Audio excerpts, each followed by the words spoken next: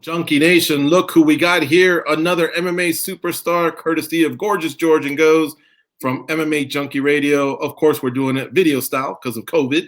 We're not at the Mandalay Bay. We're not doing the whole radio thing. This is the new era. And of course, Demetrious Johnson, you know what he's all about. He's the former UFC flyweight champion. He is a pound for pound ranked fighter. No matter what rankings you look like, 1, 2, 3, he's somewhere there at the top. He's also the flyweight Grand Prix champion at one championship, and he's the #1 contender for the undisputed champion, Adriano Martins. Sounds like early 2021, these two will be getting down. What's going on? How are you, Demetrious? Long time no talk. Long time no talk, guys. Hope you guys are staying healthy and safe, and it's good to be back.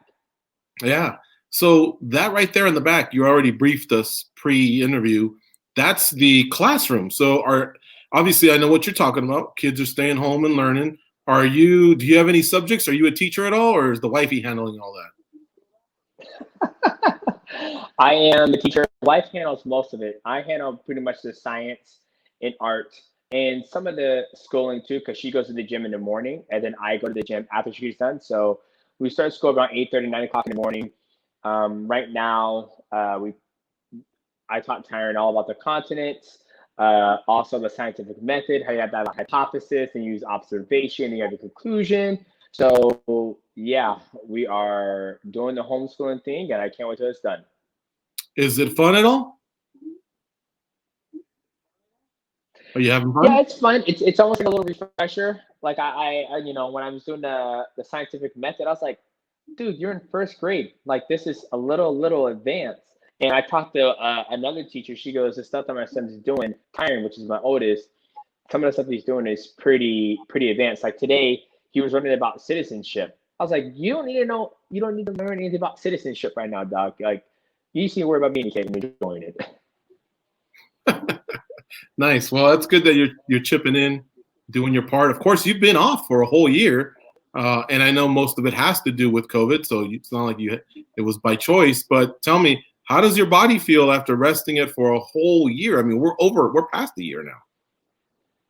Body feels great. I've been lifting 8 weeks straight. Like I literally took it upon myself. Okay, I'm gonna take 8 weeks and literally lift legit. Like go to the gym and do chest and tries. Next day, back and bi, legs, in that same cycle. So it feels great. Obviously taking a year off from mixed martial arts. It's been a blessing in disguise. I get to spend time with my wife and kids, and it's almost kind of like a vision of what like my retirement life's going to be like, right? Because eventually I'm not going to fight forever. I'm going to retire and not worry about fighting and try to be the best in the world.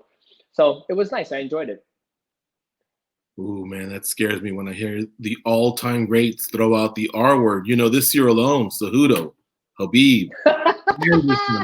A lot of the greats are calling it quits. And guess what? We asked Israel Adesanya, who's a big fan of yours, we asked him the other day, what could possibly get you to start thinking about retirement? He said something similar to you, and that's, I want to be at home with my kids a lot. So he didn't give a date. He didn't give any specific goals or anything like that, but he envisioned that around family time, he wanted to be there a lot, just kind of like what you said. Yeah, I think if any fighter thinks that this train's gonna go on forever, they are blind. Their judgment is clouded, I guess you can say. And I think, I've been in the game since I've been 18 years old. I've been a champion for 6 years straight. Just won a Flyweight World Grand Prix champion. I'm gonna fight for the flyweight belt.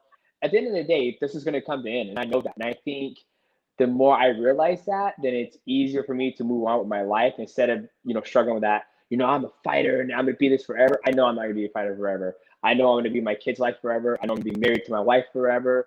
So I don't think there's anything wrong. Like my focus hasn't changed whatsoever when I'm in the gym. I'm still training extremely hard.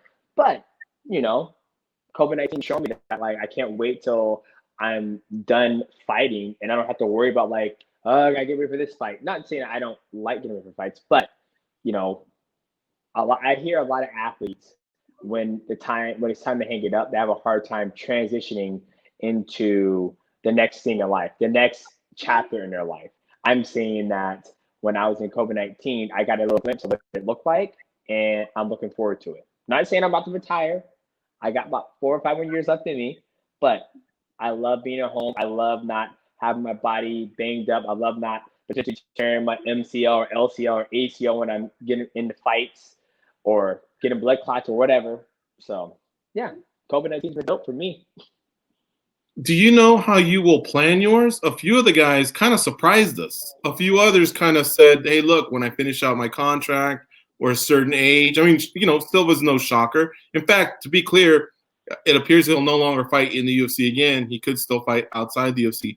But have you already envisioned what it'll be that probably makes you hang it up? Is it an age number, a fight number? Is it someone putting it on you that you didn't expect, an injury? Like, have you thought about how to wind it down? And do you think you'll know going in it'll be your last fight, or is it something you'll feel in your last fight?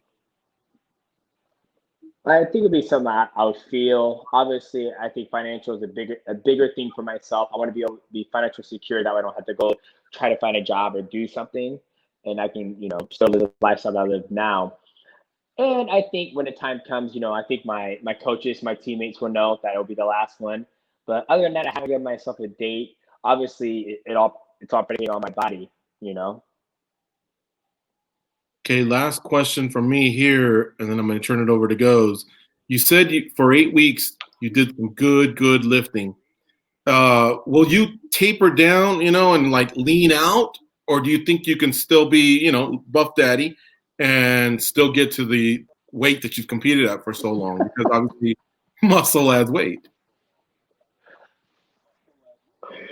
Yeah. Obviously, before I started lifting weights, I had like a little, GI stuff on or whatever.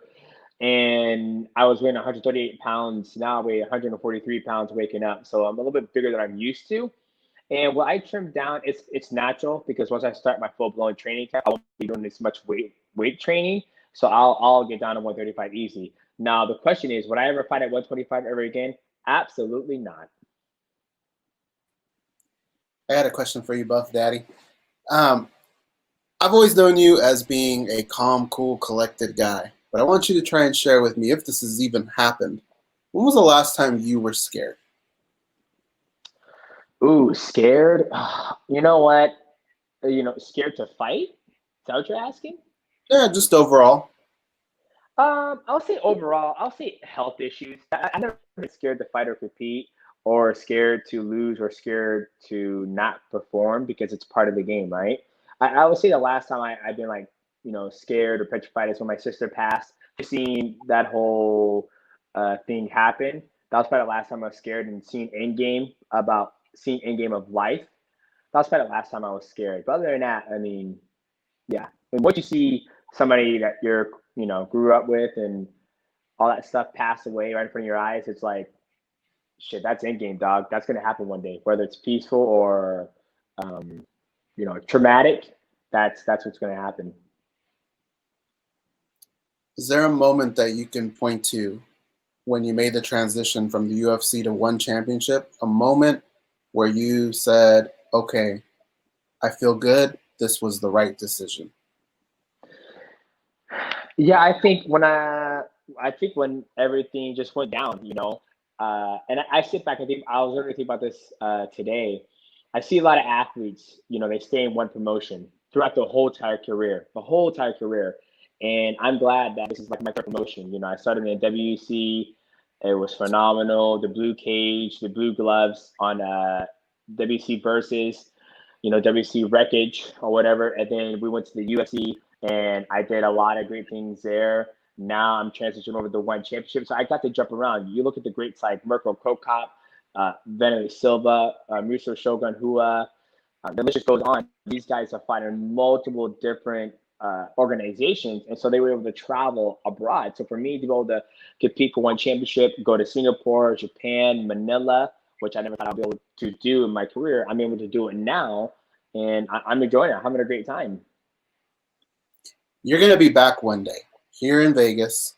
It's going to be for the UFC Hall of Fame. For sure, you're a Hall of Famer. When's the last time you talked to Dana White? Do you have a pretty good relationship, and have you talked to him since you left? I think the last time I talked to Dana White was last time I was in Vegas. I went out to a show It was a Cirque du Soleil show. It was a fight choreography type of show, and I went there to promote it. And it was funny. I was actually in line behind them, and we didn't talk about mixed martial arts. We just talked about the show, and it was maybe like 5 minutes or whatever. And yeah, there was no bad blood whatsoever. Trying to think. I mean, I guess the only thing if you're saying there's no bad blood, you couldn't have even played around and say, "Why'd you trade me?" or nothing like that, right? I mean, why did it end? I guess now that I think about it, can you refresh our memory? It's been a couple years. Did it just come down to this, or was it you that initiated and wanted to go?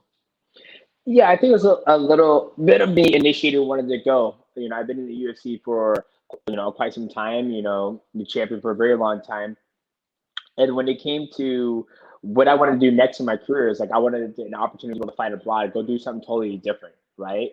And that's what kind of leaned morally, well, not more, that's saying a freaking word. That's what kind of made my decision. Like I remember sitting down with my management, and I was like, the manager came in, he goes, "Hey, what do you want to do?" And I was like, I would love to go fight abroad. I would love to go fight somewhere else. And then obviously one championship was the best place over in Asia that I wanted to compete with the different rules, a different weight cutting system. It just fit perfectly. Tell us about the Apprentice. I believe you are participating, and you'll soon be flying to Singapore for your portion of it, right? Yes, I am. Hey, who's that? What's his name? Oh, I love it.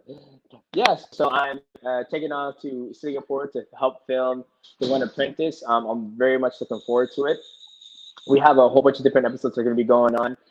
I believe my episode is based on, I'm not sure what my episode's based around, but I believe my life skills that I have, gathered through my life, working at Taco Bell construction, hanging gutters, working at construction plants, Red Lobster. I mean, the list literally goes on. I've worked full time majority of my professional career, the beginning of my professional career. So I think I have some insight of what it takes to be successful in the workplace and also in mixed martial arts. Don't forget to share with the young fighters that even when you were a champion early on, not now, but early on, you used to mow your own lawn too. Yeah, I did before my wife cut me off. Well, I mean, it's not. I'm sure you didn't put up much of a fight, right? Or did you actually enjoy the green thumb? I enjoyed it. That's the biggest thing that I enjoyed about just doing stuff around the house. I mean, Stipe Miocic is still a fighter, world champion, probably one of the greatest heavyweights of all time. And he still works, a 9-to-5 job. And for me, when I was a champion, I still enjoyed mowing the lawn. I just actually rerouted and recaulked my shower upstairs. Obviously, I could have paid somebody to do it, but there's something about saving money and putting your elbow grease into things around the house.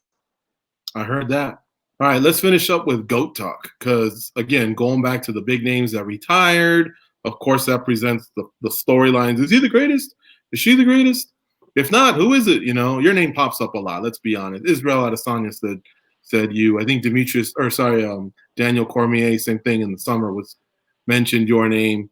What have you thought about all these retirements and between Silva, Cejudo, Khabib? I know I'm missing one, but do you think any of those will come back, or do you think they're all pretty final? I think Silva is probably going to be final. That's what my gut tells me. I think Cejudo's going to come back once he gets the right number he wants. And I think with Khabib, there's a part of me that, I believe he's a man of his word, right? I feel like when he said he gave that word to his mother that he has to stop, I feel like he will stop. And that's, if he comes back, then I'm like, okay, well, he wants to come back. But I feel like Anderson Silva is the one who's going to probably, not walk away, but, say, I'm done. And this thing, Anderson Silva's done a lot of great things in mixed martial arts. There's nothing left he has to prove. If he was to come back, it would just be for money. I feel like I believe Khabib is probably the greatest lightweight in mixed martial arts. I don't see anybody doing anything better that Khabib can do it. The way he imposes his game and gets you down, takes you down. His stand-up's pretty legit. He's dropped some, great athletes as well. So I don't see, those two are like ones I don't see, if Khabib was to come back, it would just for me to see if he can have like a long title reign, like myself or John Jones. Like I defended my belt 11 consecutive times for 6 years. Obviously, Khabib, earlier in his career, he got hurt with he had a lot of injuries. So that's the only thing I can see. I mean, if Khabib needs, Khabib said on his interview, he goes, "What, to come back to make money? I can always make money." So you just never know what the athletes, where their mindset's at. Update me on your latest GOAT list. Who's the GOAT in your mind, or maybe give me a 1 through 3, I guess. Oh Lord. See, here's my thing when it comes to the GOATs, right? For me, it comes down to like not how you perform in mixed martial arts, but how good is your skill set. And like one of the people I always use is Gegard Mousasi. When he's on, he is on. Like he can grapple, he can strike, he's got submission wins. When he fought in Dream, when he fought in, the UFC, in his UFC and his, Bellator, he's not, I don't see him as motivated as he was back in the day. But that's like my thing. I have to see an athlete do it all. Like good rhythm, good combinations, wrestle, jiu-jitsu, all that stuff. Now, when I look at guys who are just so dominant, it's going to hit. But get to it. I would say John Jones is going to be number one for me. His title reign, I've seen him train before, how he's beaten so many great light heavyweights before.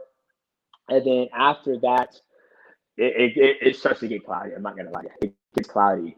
I think there's athletes on their way. Like if Khabib would keep on fighting and do 5 or 6, 7, 8 more fights, then I'll like definitely throw it in. He's not in there, but for me, I like to see longevity. I like to see dominance.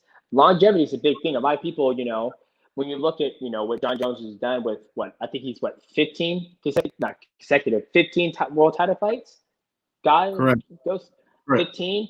That's a lot of work to stay motivated, to stay on top, to keep on winning. I think Izzy is on his way. If Izzy goes up to light heavyweight and beats the champion there, and then he goes up and fights John Jones, he's definitely on his way. If he can show that longevity, for me, it's like just about longevity and your skill set. Even though I haven't seen Izzy go out there and fucking like double leg somebody, take him down past guard and jump in the armbar, submit him, that's for me to struggle with. Like I'm like, yeah, I go back and forth. Like my GOAT list is like, I want to see your skill set. Like if you can get by in mixed martial arts just by knocking people out over and over and over again, does that mean you're the GOAT? Or, you know what I mean? So that's like how I have that struggle in my mind, is that I need to see an athlete do everything. Like I need to see submissions. I need to see great stand-up. I need to see great wrestling. I need to see if you get put on your back, can you get up? Man, I can't wait till Gegard Mousasi hears this interview. He's probably going to be like, he knows. I've already said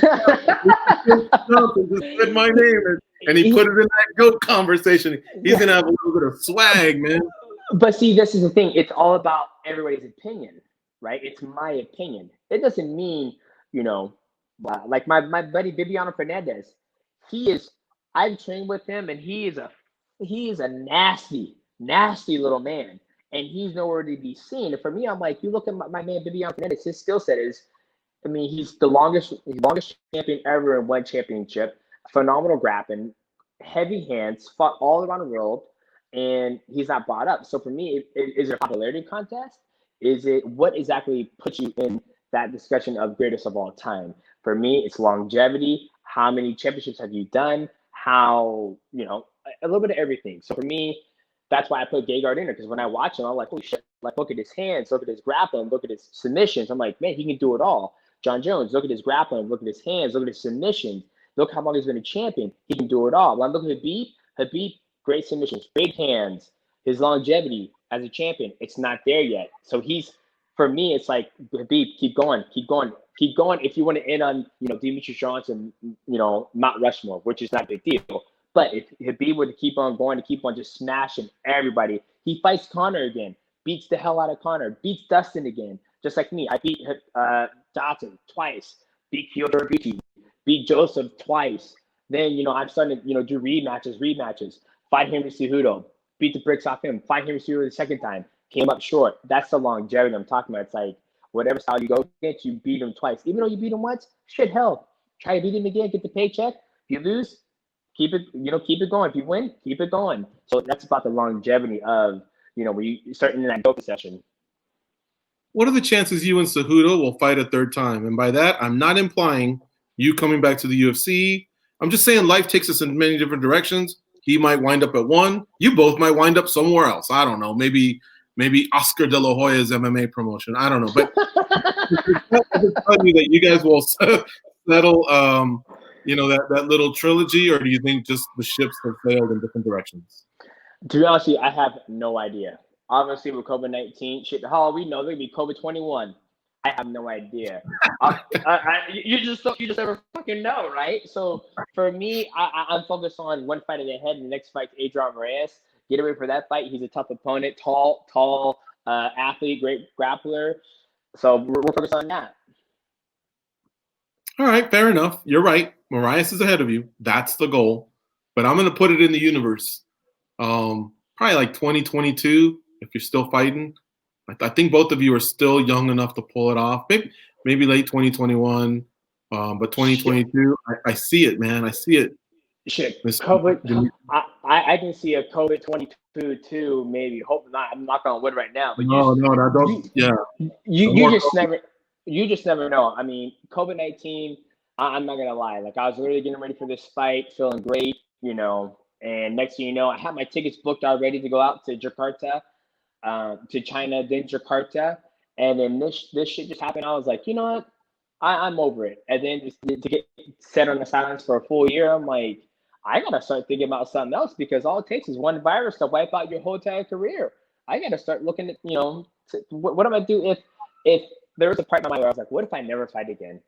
What if I never fight again because of COVID-19? And a quick story, my buddy, he was in stocks and finance. He worked for Russell Investment. And once the 2008, 2009 market crash, he saw some people lose all their money. And so from that day forward, he was like, I'm never going to be in a job where my life's going to predict on the market crash or if virus comes out. So he went to the military. You look at the military, they're working through the coronavirus. They're working through COVID-19. And now he's a cop. He's still working through COVID-19. He goes, my job is bulletproof. He goes, you're always going to need cops. And you always need to need cops, and that's what you choose. That's the job he chose. For me, I'm like, I could potentially never fight again. All it takes is another COVID 2022. Oh, everybody gets shut down. The board, no live events. So, yeah, COVID-19 just it didn't really hit me hard, but it's like I didn't care about fighting. I just cared about being home with my wife and kids, helping them, be successful in their schooling. Obviously, me stay healthy for when the time does come when I need to fight again. Be ready to fight. But when COVID-19 hit, I was more father retirement mode, because I was just like, well, people are like, when you fight again, I was like, I don't know, fucking virus is here. I don't know when I'm gonna fight again. So that's a little rant. But have you built your Twitch business big enough that can be enough for you to live off as long as you stack some paper beforehand? I would have to grind my butt off to supplement the income that I make from my competition. But when I started streaming on Twitch, it wasn't about making a lot of money. It was just about interacting with my fans on a different level. I mean, I just literally came back yesterday, Sunday, from California, created some content in the gaming world. So I'm doing all right for myself. I'm still grinding in the Twitch world and keep on making content. Well, I'll tell you what, man. Stay positive. I was going to joke around, but I'm not going to throw anything into the universe. But technically, you were telling me that story, and I was like, you know what? I bet you it hit the people in the Apple State a lot harder, because if I'm not mistaken, you guys had the first outbreak of COVID before New York became the epicenter. Then you guys had the murder hornets. Thank God they got to that drive or whatever. I don't know what's going on up there, man, but yeah, it's getting a little scary. Well, yeah, the epidemic hit right down the street from our gym at a nursing home in Kirkland. So I just started grappling again a week ago. So I stopped grappling in February, didn't grapple the whole time COVID-19 was going on, because our gym was shut down. And then we got our gym back up and running. We have strict rules. We're going to have groups of 5. I had my first grappling session in like 8 months, and it was awesome. And let's not forget that other disaster in early January as well, before the Murder Hornets and before COVID. What was that? When the Seahawks lost in the playoffs to the 49ers. Shit, they win, they lose. It happens all the time. All right, man. Hey, listen, great catching up with you. Thanks for the time you always give us. I can't wait for 2021. That's going to be a great matchup. Moraes has been ranked on many ranking sites, so he's been around for quite a while. He's a credible opponent. It's going to be an awesome matchup. So, again, thank you so much for the opportunity to catch up with you. Keep doing your thing. My best to you and your family. Stay safe. Thanks, guys. Appreciate it. Stay healthy.